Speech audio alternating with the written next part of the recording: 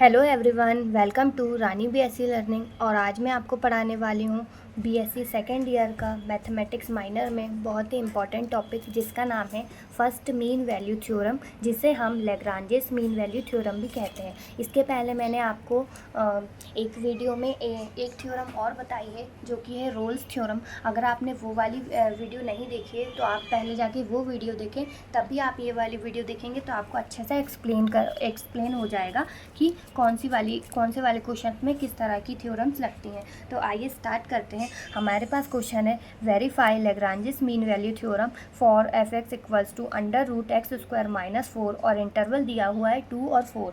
ठीक है, अब आपको इस वाले क्वेश्चन में तो आपको बताया गया है कि ठीक है यहाँ पे हमें वेरीफाई करना है लैग्रांजेस मीन वैल्यू थ्योरम, लेकिन कुछ क्वेश्चन में आपको डायरेक्टली सिर्फ फंक्शन और इंटरवल दिया जाएगा और आपको खुद से पता करना पड़ेगा कि इसमें कौन सी वाली थ्योरम हमें लगानी है। तो आप लोगों को ये भी समझना ज़रूरी है कि कौन सी वाली थ्योरम कब लगाई जाती है। तो इसको आप लोग जब मेरी वीडियो आप लोग मतलब कंटिन्यूसली देखोगे, पहले वाली वीडियो भी देख लोगे, तो आपको अच्छे से आप लोगों को अच्छे से समझ में आ जाएगा। तो चलिए स्टार्ट करते हैं।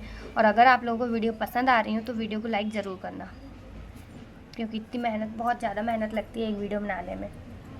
ठीक है, हमारे पास ये क्वेश्चन है। अब हमें पता है कि हमें वेरीफाई करने के लिए तीन चीज़ें करनी होती है। एक हमें कंटिन्यूस पता करना होता है, डिफरेंशिएबल पता करना होता है, और हमें f a equal to f b लिखना होता है। लेकिन यहाँ पे ये जो लैग्रांजेस मीन वैल्यू थ्योरम है, इसमें थोड़ा सा डिफरेंस होता है कि यहाँ पे हमें देखिए, यहाँ पे हमें जो दिया है जैसे कि first mean value theorem of differential calculus, और इसे हम बोलते हैं लैग्रांजेस मीन वैल्यू थ्योरम। तो इसमें क्या होता है, if a function f define on a b as continuous होगा क्लोज इंटरवल ए बी, ये तो ठीक है। डिफरेंशिएबल होगा ओपन इंटरवल ए बी, ये भी ठीक है। लेकिन then there exist at least one point C belongs to A B that F B minus F A upon में B minus A equals to F dash C. इसका ये formula बदल गया है, तो ये वाला फार्मूला यहाँ लगाना है। वहाँ पे हम F dash C equals to 0 करते थे, यहाँ हमें करना है F of B minus F of A upon में B minus A equals to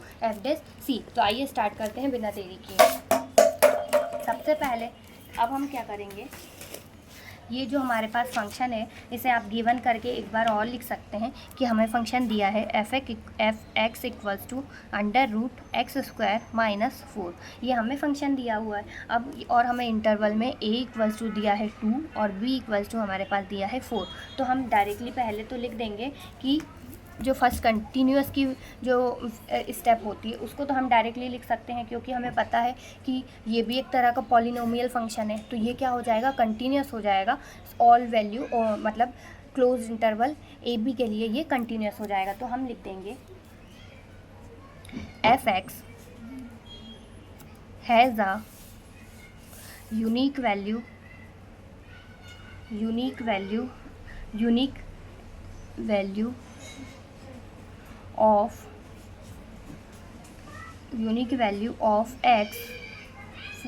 of x in close interval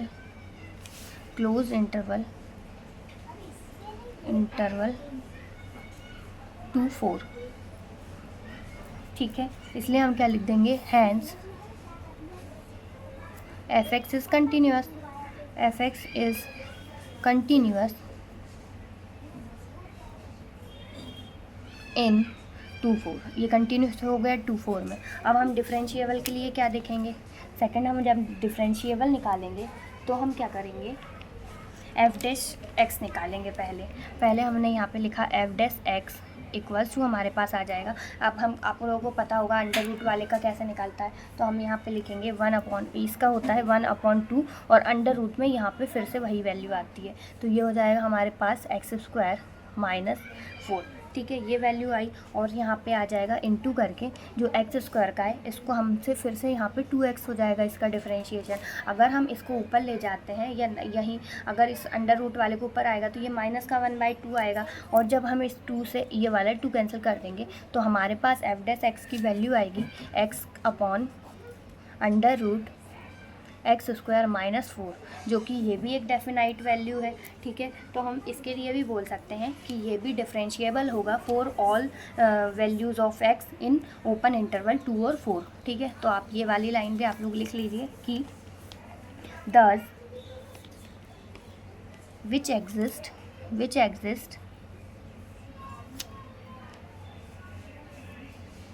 for all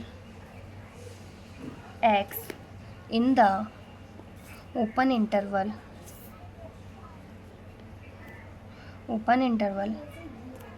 2 4। बस आप यही याद रखिए कि कंटिन्यूस होगा तो क्लोज इंटरवल लेना है, और जब डिफरेंशिएबल लेंगे तो ओपन इंटरवल लेना है। ठीक है, तो हम लिख देंगे यहाँ पे दस F x is differentiable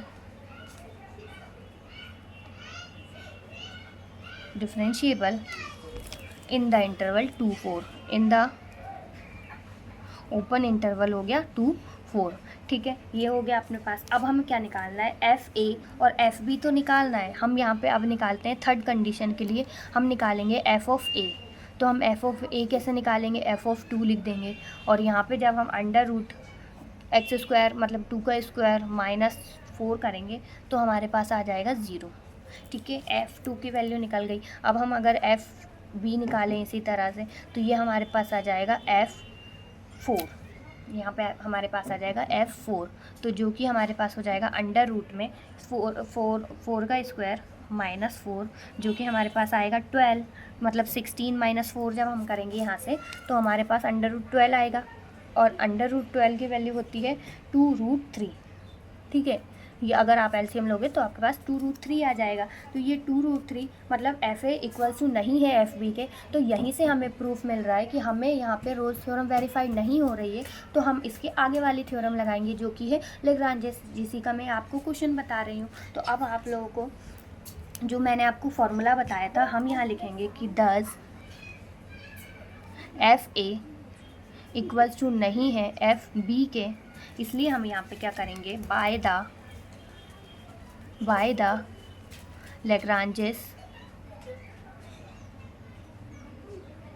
Lagrange's mean value theorem.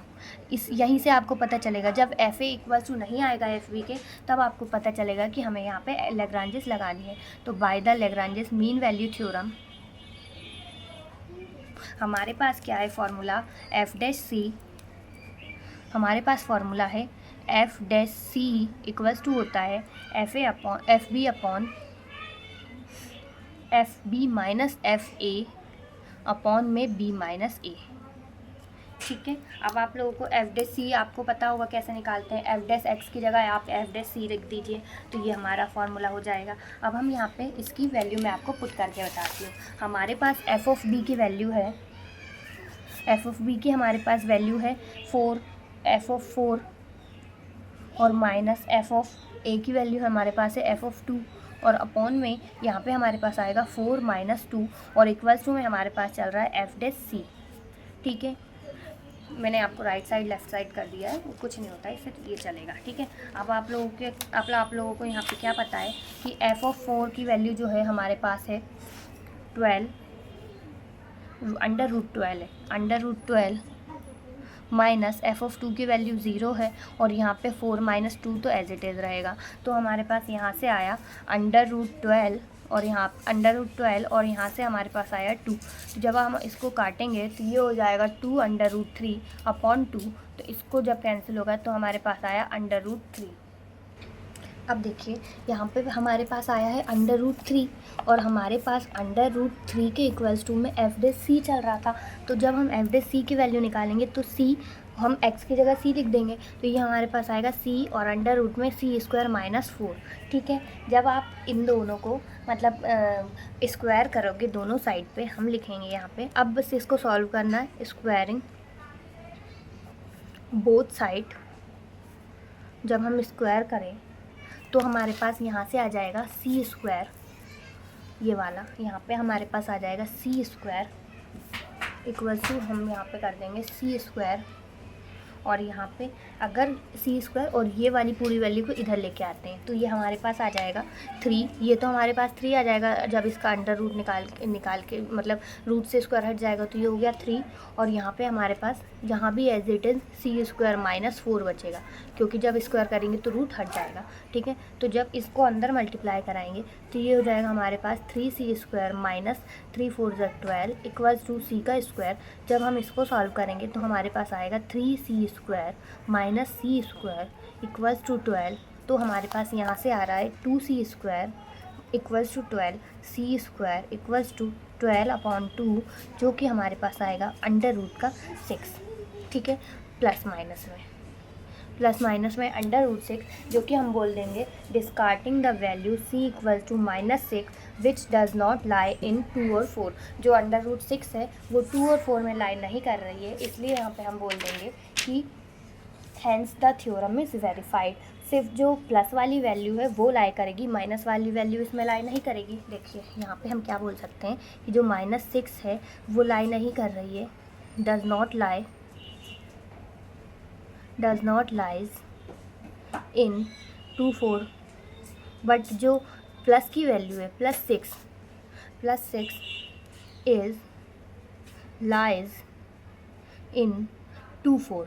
तो हम बस इतना लिख देंगे, इसलिए hence the theorem is verified. जो प्लस वाली है वो लाई कर रही है, जो माइनस वाली वो लाई नहीं कर रही है। अगर आप लोगों को वीडियो पसंद आई है तो वीडियो को एक लाइक ज़रूर करना। Thank you so much.